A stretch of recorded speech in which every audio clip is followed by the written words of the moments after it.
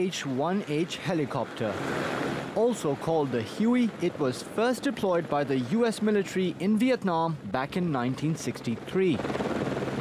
Since then, it's become one of the world's most popular military helicopters. But after 54 years at the top of the aviation industry, the Huey is about to meet its match. This is the T-625.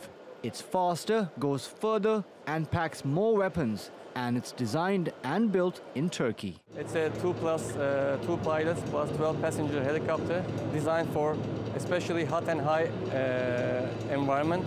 We are hiring best engineers. We are using the best technology to bring this helicopter into life. Its maiden flight is scheduled for next year, but the chopper is on display at this year's International Defense Industry Fair in Istanbul, and several countries want to add it to their war chest. In 2011, the Turkish government decided it would end its dependence on other countries to meet its defense needs, instead choosing to become self-sufficient by 2023. The sector's exports have doubled since then, and products like the T-625 helicopter and accompanying weapon systems are expected to launch overseas sales even higher. New weapons include the Bozdoğan and the Gökdoğan missiles. Inaugurated by Prime Minister Binali Yildirim, these short-range missiles can be launched from fighter jets, choppers or land-based systems, all of which are also being built in Turkey. Traditionally, Turkey used to sell small firearms. Now that we are developing advanced weapon system, we can raise our exports significantly because buyers will be looking at getting entire solutions as well as maintenance contracts from Turkish suppliers. Such contracts are already coming in, with the UK signing a deal in January for several fighter jets. Turkey is also in the final stage of talks with Saudi Arabia on the sale of planes, missiles and other weapons.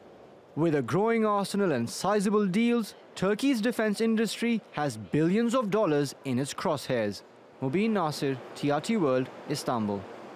Well, joining me from Washington, D.C. is the defense analyst and author, Ivan Elland. Ivan, thank you so much for joining us on Money Talks this evening. I want to talk about the Serbian and Turkish defense industries. Let's start by asking you, what does it take to make a good defense arms brand?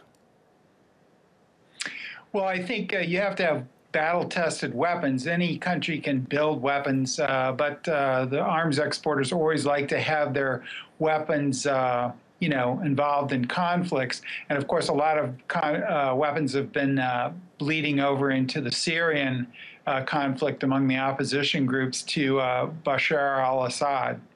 So does that mean, for example, the Tomahawk missiles that were used by the United States, when we see those in use in Syria or other theatres of war, those are the best advertisements for the weaponry? Yeah, I think, of course, if they have to work, if the system doesn't work, then you have a big problem. Like the North Korean missiles don't seem to be working very well. But yes, that's a good selling point. Arms buyers in various countries watch TV and they watch wars very closely because a lot of times you can run weapon systems off an assembly line and they'll either be designed poorly or the environmental conditions in which they're used will make the system not work very well. So they have to be battle tested in an operational war. If you go back in history, the AK-47 was a very simple weapon compared to the U.S. M16A1.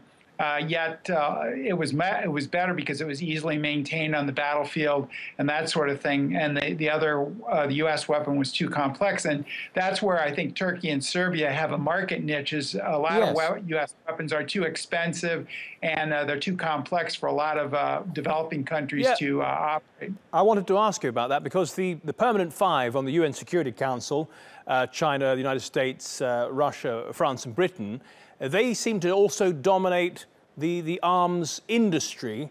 So when you're looking at the arms industry, can you compare it, say, to the car market, for example? If you can't afford the Rolls-Royces and the Mercedes, but you can afford, say, the Volkswagens or the Vauxhalls, you have to go to Serbia. So there's a different market there.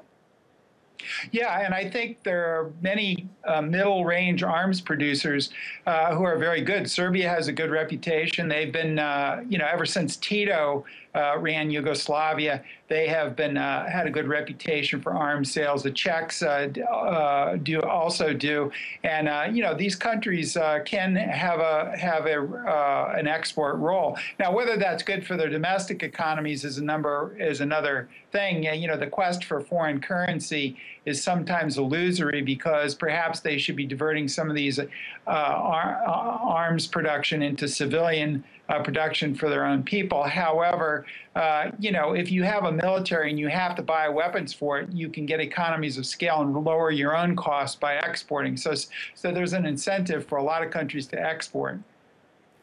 Ivan Ellen, thank you so much for that insight into the defence industry. Not always a transparent one. Thank you.